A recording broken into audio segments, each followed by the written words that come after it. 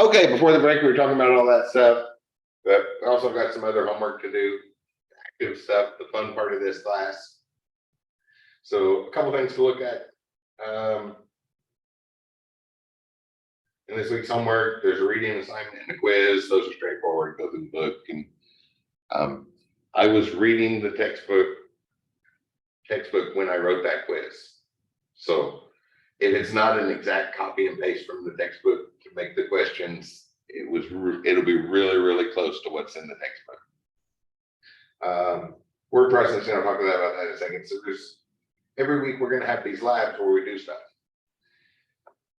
And one thing is here for School of IT, well, the normal Ivy Tech computers are locked down with lots of security functionality. There's a lot of things we can't do on there. If you start trying to browse the internet, even on your laptop, you'll find there's certain things that sites that won't let you open, even open on the Wi-Fi here. Things are locked down. It's a school, that's natural. All schools are like that. But it becomes an inconvenience when we're trying to learn IT stuff. So for School of IT, we have our own labs, which are GRE, that's a Cisco protocol called generic routing encapsulation. It just creates a tunnel inside of the Ivy Tech network.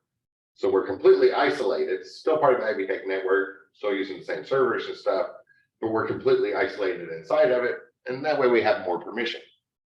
Like in some classes, we'll just set up temporary admin passwords for the students to do whatever they want. Or in other classes, I've seen it happen in security classes a few times. We'll lock them down pretty tight like a regular system, and the students have to get into it. Students have to find ways around with it fully locked down. The previous chair for cybersecurity really liked to do that. But different things. We have complete control over it. So GRE, there's 3 of them. Usually this class would be in one of those labs. 158 and 162, which 162 is a little bit more for networking. 158 is a regular computer lab. And then 157 is the new specific cybersecurity specific lab. But there are classes in all 3 of them. There were 4 classes scheduled at 6 o'clock on Tuesdays and Thursdays. So we're not in the lab, but all of these weekly labs we have to do can be done remotely. Most of IT can be done remotely. The only thing the IT guy needs to be on site for is to plug in loose cables. If you have to physically do something with the hardware, it's the only thing you have to be on site for. Everything else can be handled across the internet. Assuming you're doing IT for something connected to the internet. It's not completely isolated. So the first lab is just about remote accessing those labs. So in 158, in the closet, in the computer lab downstairs, there are 14 computers. I think 14.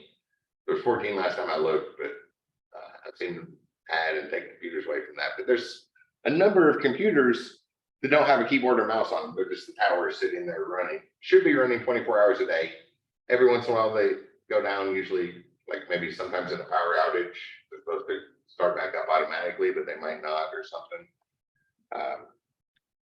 If that ever happens and you were needing to use that for a lab and couldn't access it, that obviously there'll be an extension on stuff, but we should be able to access those all the time. Oh, let me point at this real quick. So if you haven't had a class in the GRE labs, there's a temporary username and password that the Sellersburg is misspelled there. You might notice that. First time I lived around this town was when I was like 12 years old, back in 1989, 1990, and around 1990. So it took me 7 or 8 months to get used to the misspelling of the word Sellersburg there in the password. But there's an extra E, so it's like Sellersburg. If you don't know how to spell the name of the town, then that's probably not a problem anyway. But if you're used to writing Sellersburg for some reason or another, that would take note of the extra E in there. So that's the guest account.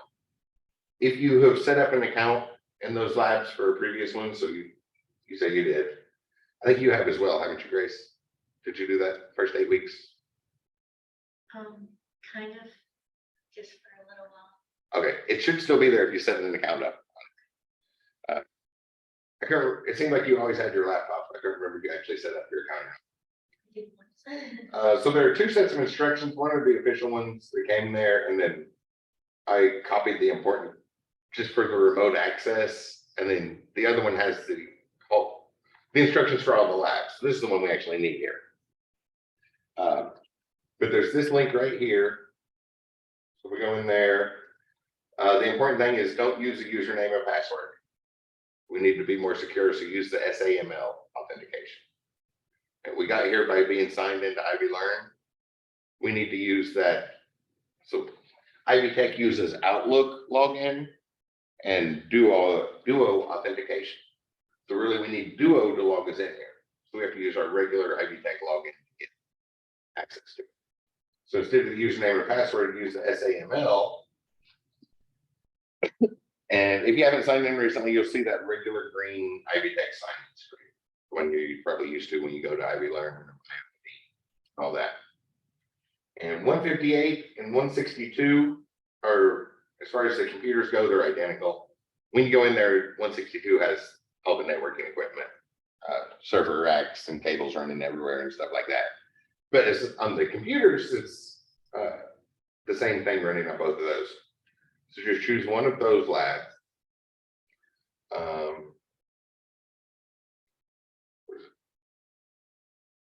B11 and 140 are the regular Ivy Tech computer labs. So instead of our special school of IT lab, where we have to set up our unique accounts, that's just your regular Ivy Tech one. But a lot of the stuff, it's just there's a lot of stuff we can still do. And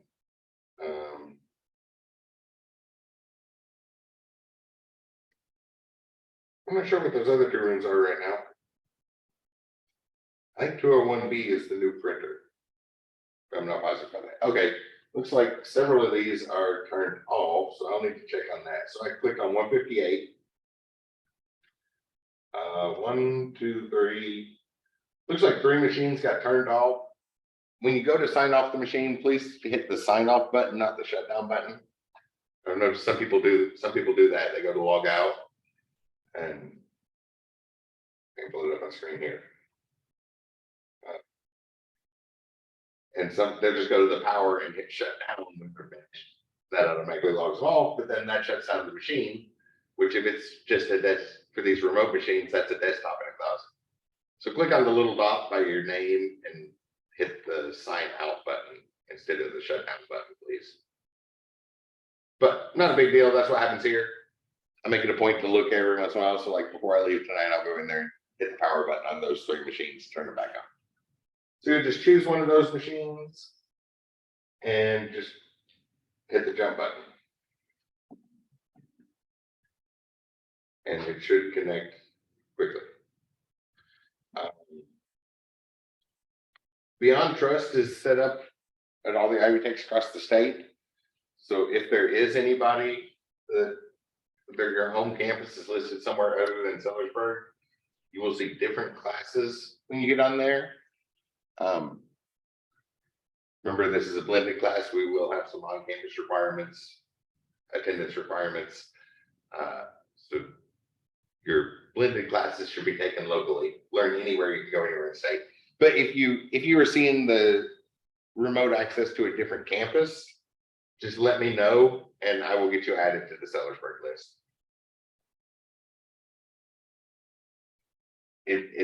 The first time it took a couple days, but since then it's like a 5-minute process.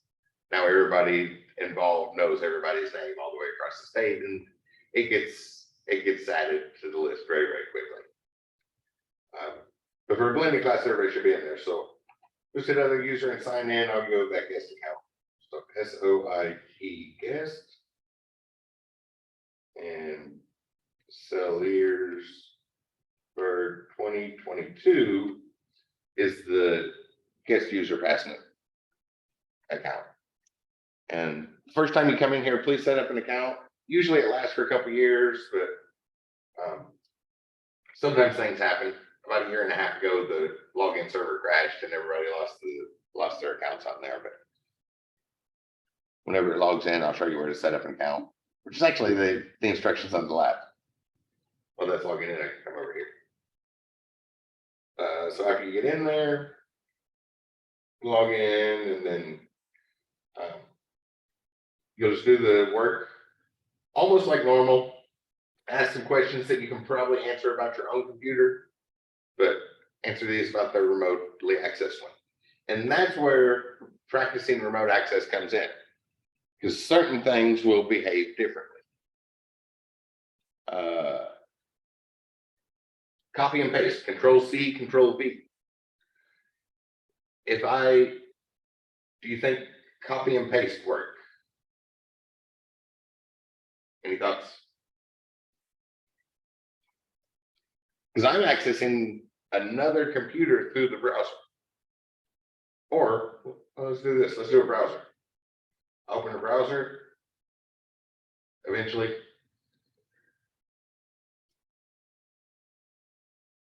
It's a little slower for one, but when that opens.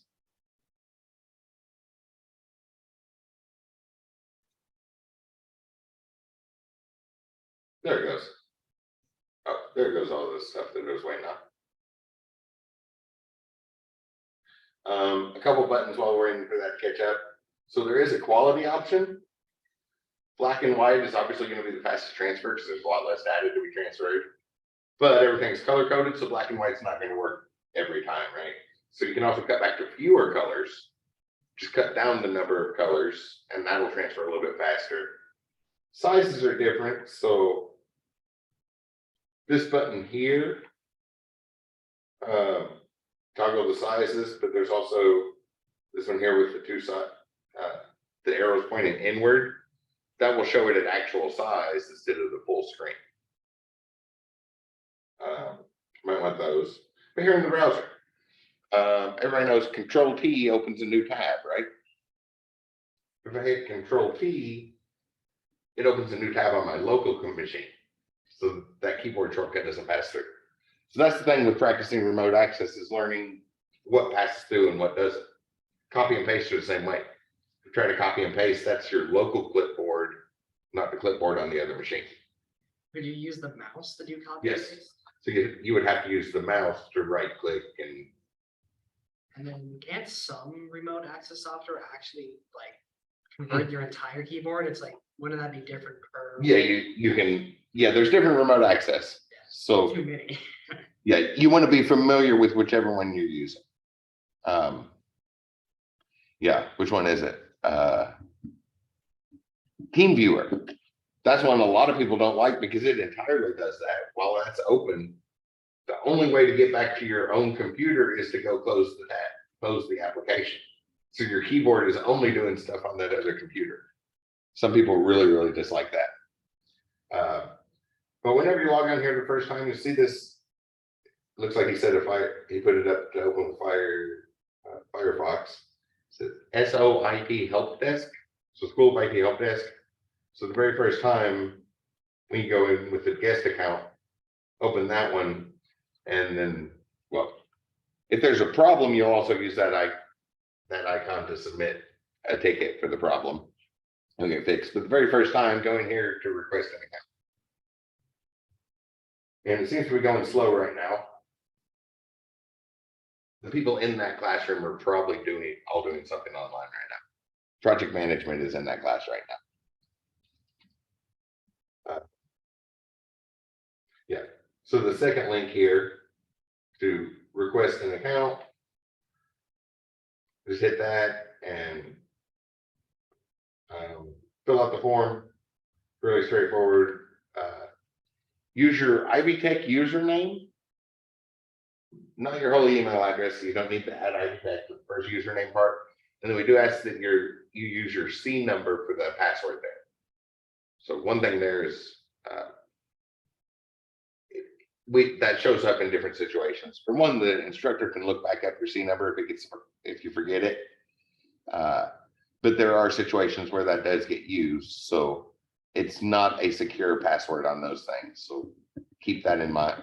don't do things that you need to, that that need to be highly secured on the GRE computers. Because anybody that goes to Ivy Tech can look up your C number.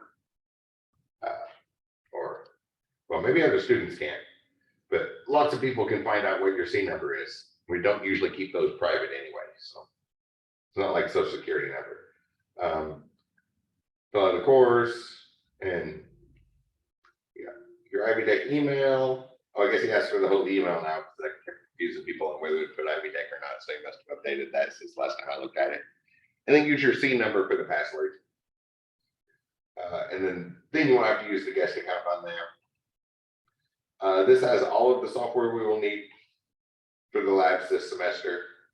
So it's got Microsoft Office stuff, Word, Excel, Access.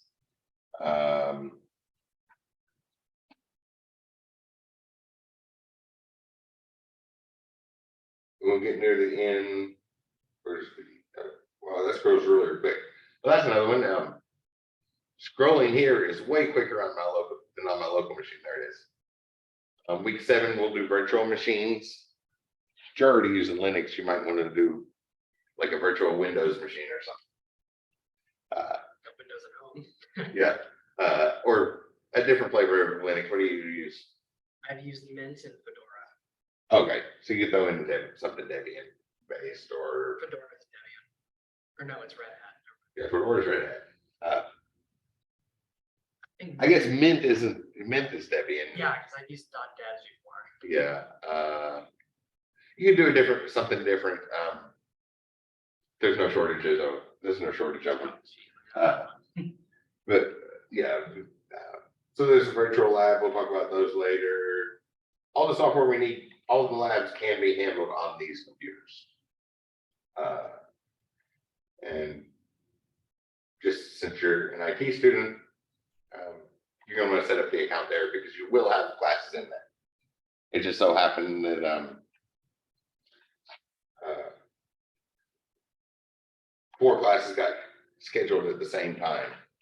Like one of them was originally virtual, and then it got changed to learning, and then it got changed to blended without, like 6 months after we made the schedule, we got rid of that virtual. Like, okay, well, somebody said to schedule less virtual classes, we'll just change this to blended or learn anywhere. Then there were suddenly 4 6 o'clock classes and only 3 computer labs. That's what happened for us. It got changed afterwards. And just close it when you're done, log off. The image went away. I'm not sure where that image went away. Doesn't usually do that. And then the log out, usually we go back to the login screen. So I'm not really sure why that completely lost it. If you hit the X, you go back to this one, or log out of Beyond Trust, or just close it when you're done. That works too, and it'll automatically log you out before long. But try to remember to sign out and not shut down the machines, but I do check that regularly. And if for some reason all the machines end up shut down, obviously due dates will be extended accordingly. And then there's a couple questions to answer in there. That one's fairly straightforward. It's also a Microsoft Word assignment. These are foundational skills. Just wanting to make sure that y'all know how to use Microsoft Word. That way it can be taken for granted on the rest of the way through college. You just say, write it, right? And the instructor can just say, write something, and you know how to put together a Word document. The assignments are very explicit for Microsoft Word. I am generally a Google Docs user. That's one I go to first.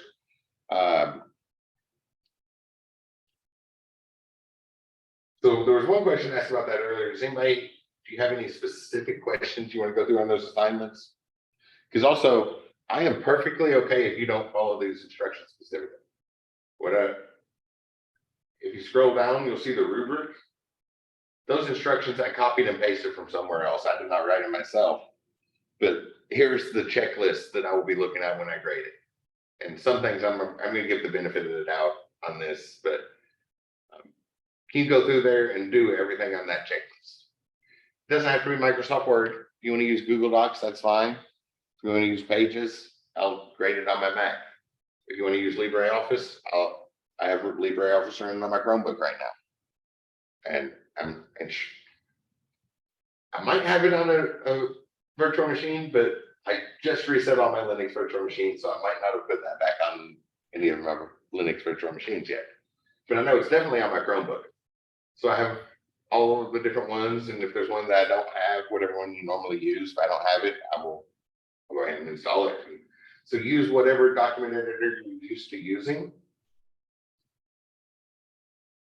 Those instructions, you can follow it step by step, and some people really like doing that, and it's easy. You don't have to sit and try to think of something that would fit that criteria. But other people like to let creativity flow, or this one edits a really interesting essay, so it's a fairly interesting thing to read anyway while you're editing it. Are there any specific questions? We addressed yours earlier. Okay, if there's any specific questions, let me know. I was just going to talk about some things on these in general. I said I pointed out I'm a Google Docs user.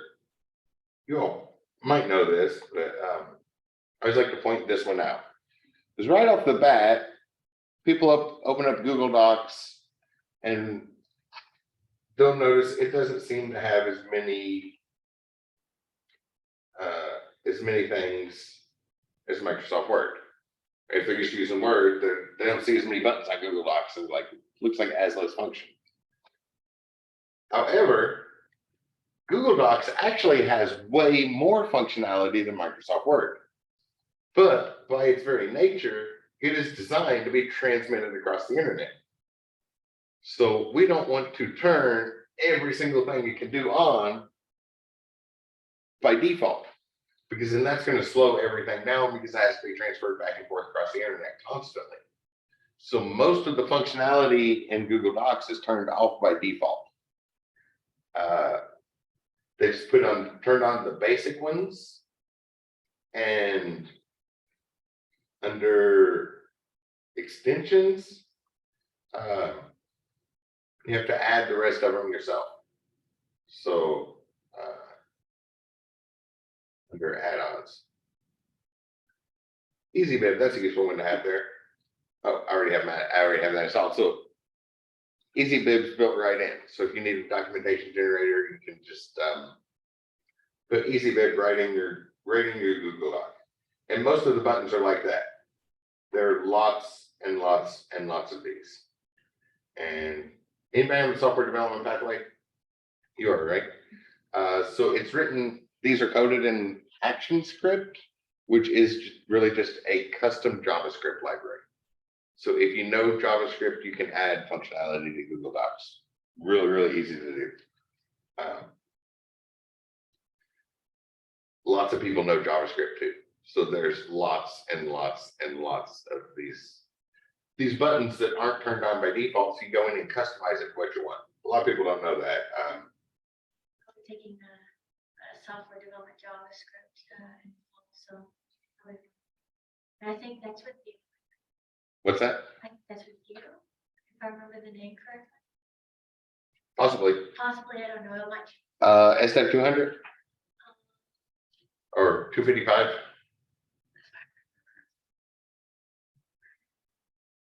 I have a bunch of them in the fall. I am also still trying to hire adjuncts, so there might be some more adjuncts.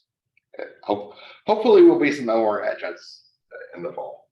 At least like a full list, as many as there should be, instead of like very, very short. 200. 200. Okay, yes, yeah. We can look at some of that stuff. So like this one, I haven't seen this one before. Quillbot for paraphrasing. That sounds useful. Let's go over and install that.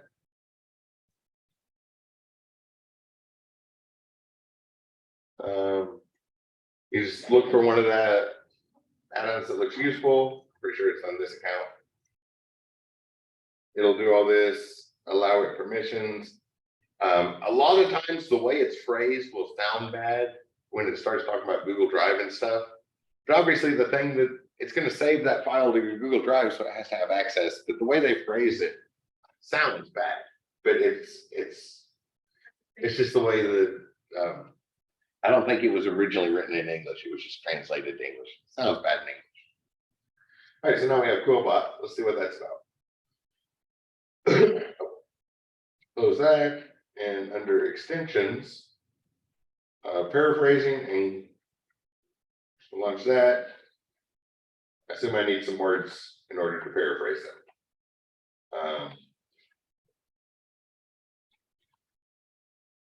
Well, let me show you this, phys.org. I like to come get my news from here.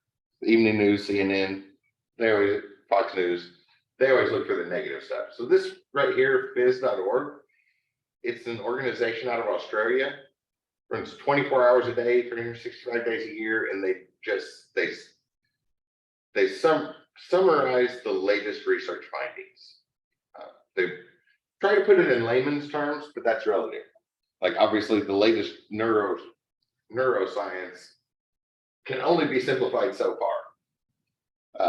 So layman's terms is relative at times, but like discoveries from 3 hours ago, a few things from 3 hours ago, updates from 9 hours ago. So 24 hours a day, they're just summarizing the latest research, the latest things scientists know. Okay. Is this only science? It's scientific research. So formal research papers, this one probably links. And usually after that summary, it's kind of like a news report on it, a summary of it, simplify it, put it in layman's terms to try and explain it. But Go here for paravascular cells could induce microglial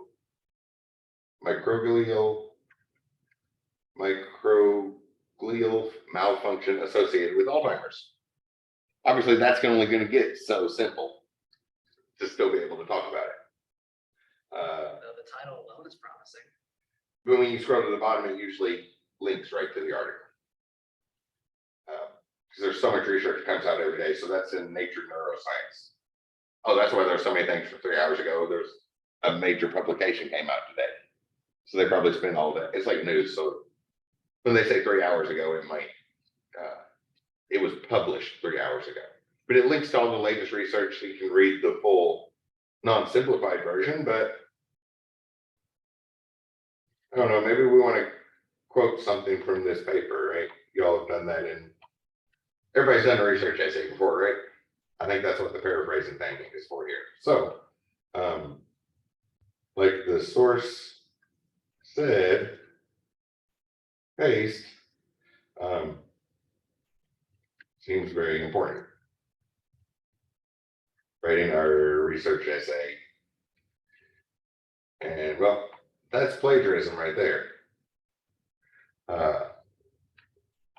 I'm currently doing grad studies up at Indiana State for mathematics. That's my main focus. I do that online, and my professor this semester had a great quote. Plagiarism is stupid, mistakes are not. I really like that quote. This is one of the favorite I've ever heard. But yep, that makes a lot of sense. We don't want to plagiarize this. We need to,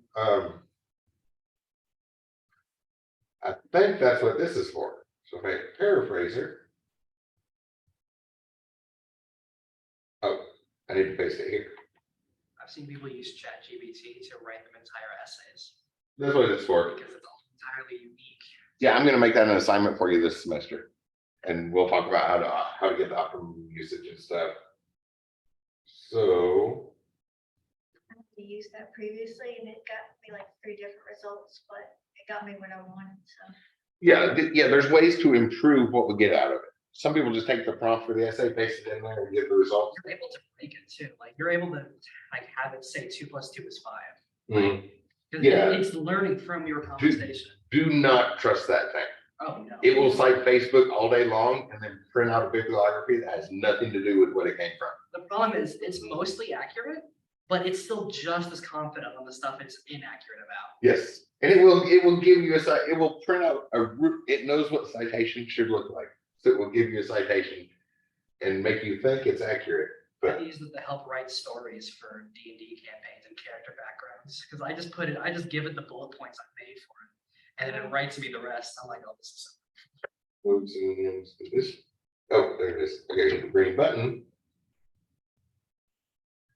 And now it's suggestions on paraphrasing that. So it's no longer plagiarized.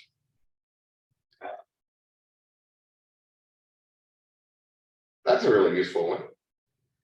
I'll keep that one around. I was gonna do, I figured I'd probably delete whatever one I selected here this evening, but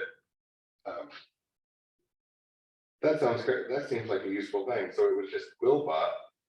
So instead of, well, we can see the one right there. So finding the microglia subtypes responsible for synaptic loss seen in individuals with early stage AD is, they probably couldn't figure out what AD is. It's like trying to actually type out the word IT because the things you're just trying to spell in. Yeah, it is an ambitious goal of work being done by the Hong Lab at UCL. Oh, I was expecting UCLA, but whatever school that is. So nice paraphrasing thing. So Google Docs has those. If you want to use that, you just have to turn them on make sure you turn them on yourself. I'm doing my graduate studies in math up at ISU, so online, so I type everything. So I end up typing a lot of LaTeX. I used Docs for easily over 4 years. I had no idea there were add-ons. Yeah, a lot of people didn't. So math notation, that one might be useful. LaTeX, it's LATE. Well, we spell it this way, LATEX. But it was some years back. This guy was writing a big, huge math dissertation. One of those kind of crossing over, used a little bit of math, a little bit of computer science. A big, huge, huge paper. And he needed to put the letter chi in there because of some standard statistics thing he did. And people kept telling him to just use X. He's like, this is like 100-page math paper. There's an X all over the place. I need to actually write chi, not X. And he got frustrated and finally just created a language to do it. It's a markup language, so I don't know, maybe like a fraction. So like 57. The little fractions will automatically show, right? We put 1/2, it'll do that. So 37 over 1,245. And then when I hit render equation, that sets it to proper typesetting for it. Or the square root of 3x squared minus 4x plus 5 over 3. And then just surrounding it dollar signs and then these little symbols from this markup language that are built in to get that proper math typesetting. That's a useful one. Then we don't have to try to figure out a way to type it with our regular characters. But those add-ins can be really, really useful. So look through there.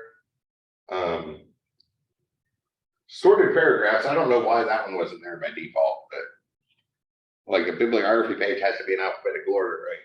So when we go in there and turn on sorted paragraphs, that way you don't have to that way you don't have to do it manually. Why is EasyBib not on here? I use EasyBib all the time. Manage add-ons. EasyBib.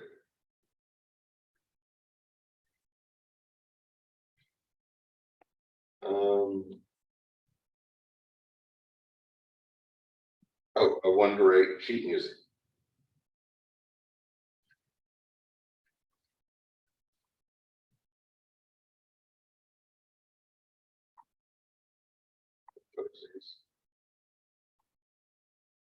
Well, it says EasyBib's installed, but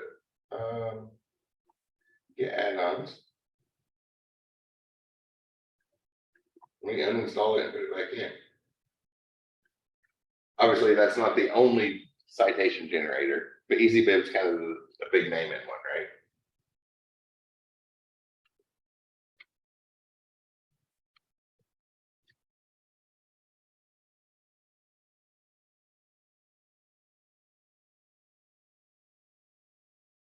Okay. I don't know why that's not working, but maybe that's why it's not showing up in the list. Something seems wrong with that, but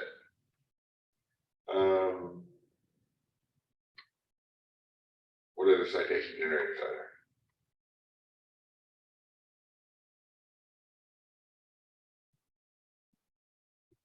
Very random here. That wouldn't work.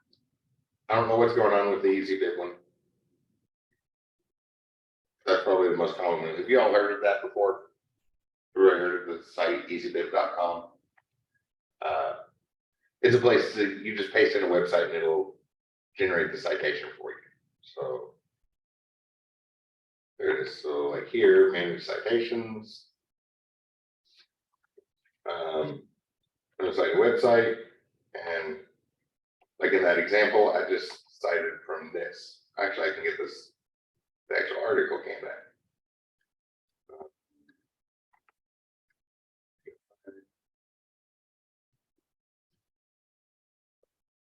With a DOI journal.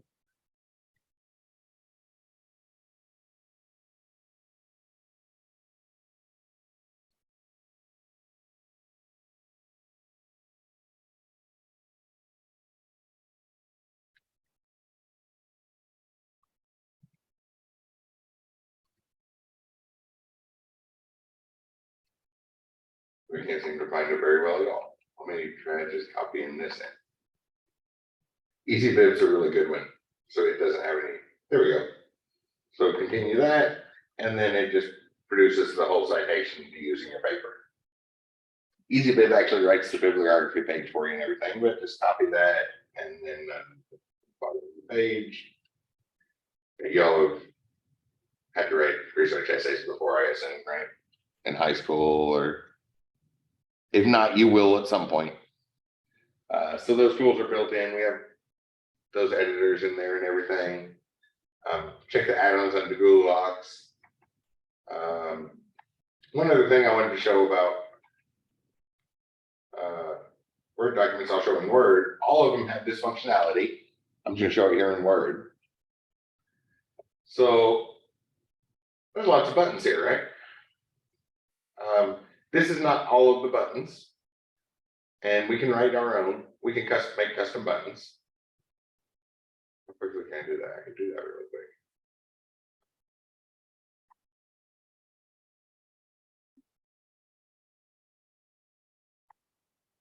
I can make a button really quick.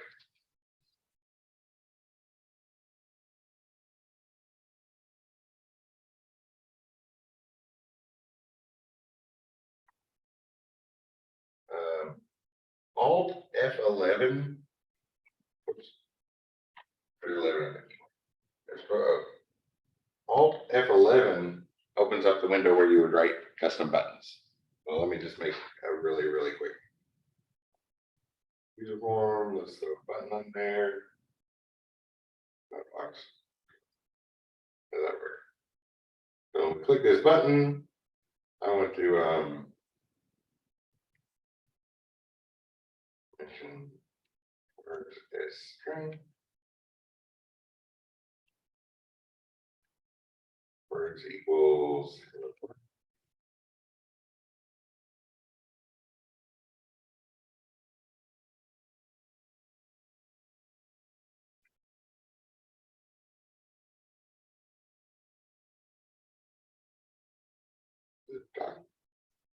active document.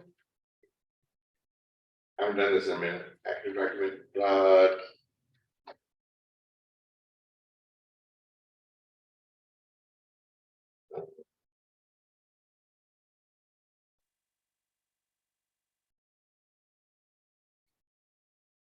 Nope.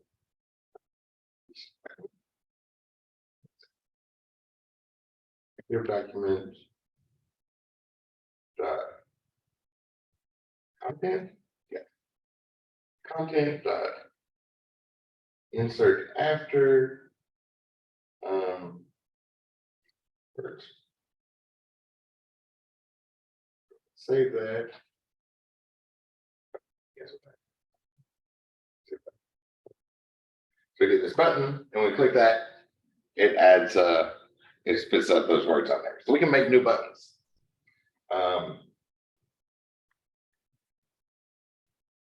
We come over here, close this, go back over here, and I could save this somewhere, and I could actually put that in the toolbar.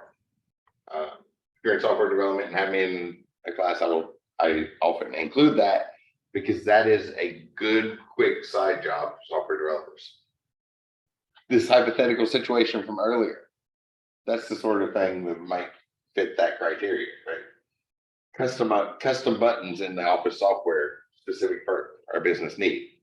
It's something that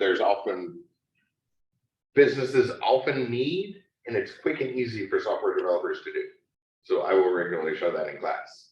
And then we add the button to the toolbar, and that's the one I want to show here. So there's lots of buttons here. And generally we would just go look for them, right? Sometimes it's hard to find them. There's a lot to dig through there, or maybe they're in a sub menu and it's hard to find. So a really, really useful feature, especially if you do the same thing over and over again. If you come up to the main menu here and come down to options, about halfway down the list is customize ribbon. So we can adjust what's in that tab. So that thing I just quickly did the example of there, making a custom button, we would add that. This is how we would add our own custom buttons to the tab. It's a really good, quick, easy way for software developers to pick up some extra cash. All of our document editors will have this functionality, but this one is especially useful for if you do the same thing over and over again. I don't know, maybe you make lots of bulleted lists. So I'm going to come over here. There's all the tabs. And then down at the bottom, you'll see there's a new tab. So we can create a new tab. Need to give it a name. Where's rename? Rename as, I don't know, Chris tab. Can't think of a name very quick. And I'll rename the group. So buttons have to go in groups. Oh, I didn't want a symbol. I want to rename. Oh, I can put a symbol there. I'll call it column. And now I can choose any of these features, like maybe the bulleted list one, and add that to it. And add the copy one and the font color. The footnote button. I don't know why these would be common ones. I just kind of really pick them. But notice this list only shows popular commands. There's also the macros. I was just scripting a macro. That's where you would put the custom buttons, or all commands. So we actually don't have access. It's not as extreme as Google Docs, but we don't have access to every function that is in Microsoft Word. So you might need to just turn stuff on. You can set up your custom tab that way, or add it to any of the other tabs. You'll see that's there, and then there's those buttons. That makes it a whole lot easier for searching. Right? There's a lot of buttons, and some of those buttons just open other dialog boxes, which will open other dialog boxes. So it might take a while to look for the button. But if you come over to File and Options and Customize Ribbon and All Commands, then you can see all of the buttons in alphabetical order. It's a whole lot easier to find whatever one you're looking for. That can be quicker than searching around for that button and just add it to the tab. And then you know exactly where it's at. So I wanted to show that little functionality can be really useful and kind of preview if anybody's in the software development thing, or that's something that will be useful for everybody if you do any scripting to make those custom macros. It's Alt F11 gets to the screen where you do that, and then you script it in so the form, you just drag and drop stuff to put the GUI together if you need a form, and then the scripting is done in a language called VBA, Visual Basic for Applications. That way you can Google it and see what those things do. In BASIC, the B stood for beginner. It was specifically created for students because in 1962, it was really, really, really hard to start into programming. And a really excellent computer science professor was getting frustrated with his intro class. So he just sat down and wrote a language specifically to be easy for beginners. And it's still a commonly used language because the B stood for beginner. It's really easy. And it's grown constantly since 1962. So it's really, it's a big, fully functioning language too. So some useful things like that. There is, I guess that's kind of the point I was trying to allude to the other day with those foundational skills. There is always more that can be done. So please try to extend your knowledge in this course. That's what we're here for. If time's an issue, that's not right. That's not a requirement. I'm just asking. Right, you're heading into IT field. Please try to push yourself and do more. But that does involve time. Time is a precious commodity. So if you're working 3 jobs to try and afford both rent and food and going to school at the same time, I understand that there's not always time to do that. So there's those bare minimum requirements, but please try to push your knowledge forward. There's always more that can be learned, more stuff that can be done. Word is constantly being improved. So if you go to Microsoft, you can see what functionality for Microsoft Word and Excel and PowerPoint are currently in beta test, and be a beta tester. Be one of the first people ever to learn that function for Excel. If it's brand new, then obviously it can't be on the list of things you know. So there's always more to learn. Try to push your knowledge further. So if those foundational assignments are going to be easy and time allows, look for something more you can do. And don't say this when you say that. The instructions in the assignment are like the minimum. More is always accepted in my class. I'll always accept more. And if you start to do more, you're like, okay, I want to do that, challenge myself, do more, and you get stuck, I'm still happy to answer questions. Or at the very least, help you Google it and stuff, help you track down the answer if I don't know it. So keep that in mind, especially on some of those. These foundational skills that we're testing here, as I look around the room, this software, I'm pretty sure I knew about. I learned this software before you all were, anybody on the roster here was born, judging from just looking at faces the other day in the classroom in the Zoom call. So this software has been around longer than you all have been alive, for the most part. So I have faith that you already know how to make a Word document. There's the bare minimum, more is required. Just make sure to check. I'll be grading these from the rubric, so make sure I can check something off on the list. Just try to learn something new. And if you learn something new, put a note about it in the comments. I'm a very laid back person, usually pretty generous when I'm grading. So when I see really good work, I don't have a lot of space to go. So that's where extra credit shows up in my class. So if you do some extra stuff, put it in the comments, and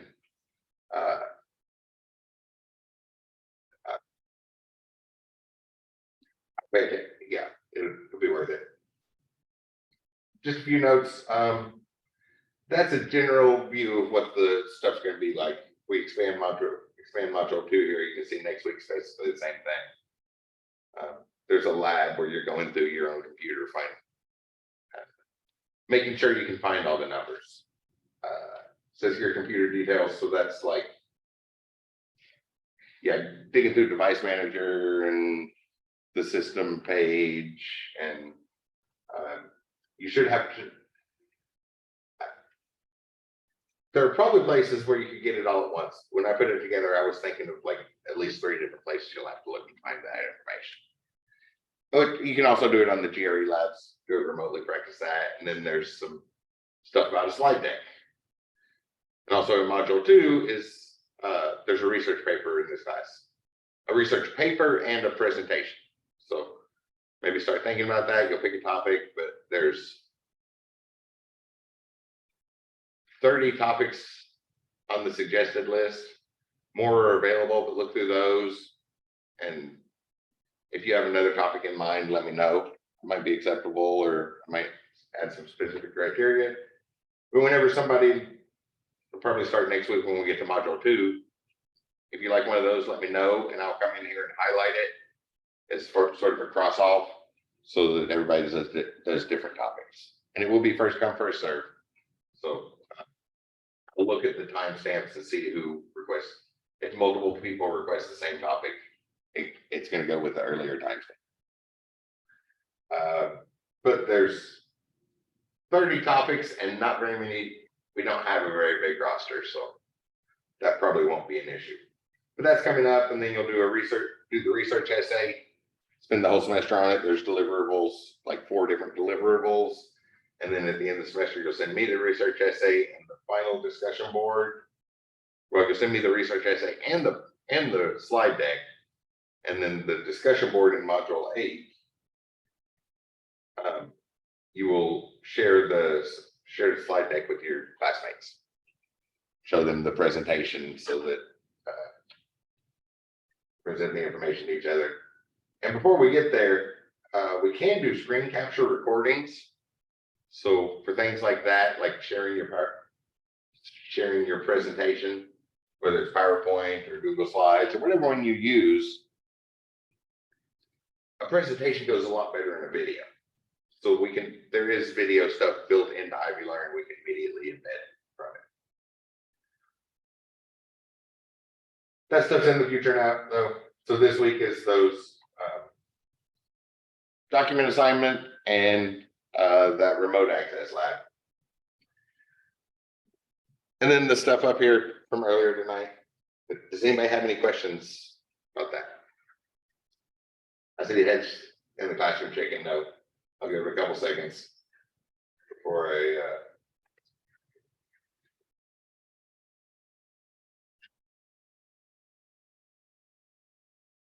Okay, so I assume 5 seconds of silence means there's no questions. If you have any, let me know. I'm always happy to help. Otherwise, you all have a great weekend, and I will see you on Tuesday. In classroom, I'm going to bring in computers we can take apart and do the hardware section with like screwdrivers and soldering irons, and we'll take stuff apart and put it back together. So it should be a fun week, but a fun week next week. So We bring our own tools. huh? We bring our own. If you have your own tools, you can bring them. Yeah, I was gonna bring mine, just to make sure there's enough. But I have an iFixit kit, and I've gotten really used to using that. okay, yeah. So you have a nice kit. I picked some up at Harbor Freight. We're doing that. I think something to hold all the screwdrivers and stuff when with the cash that was in my wallet that day without an extra trip to the ATM. It's like, oh, Harbor Freight will have enough tools to take it apart. So yes, if you want to bring that in, that'd be awesome. Then you show the difference between the Harbor Freight tools and the Harbor Freight good ones. But that's about it. Cheap stuff can be useful. Y'all have a great weekend. I'll see you on Tuesday. The discussion board. What if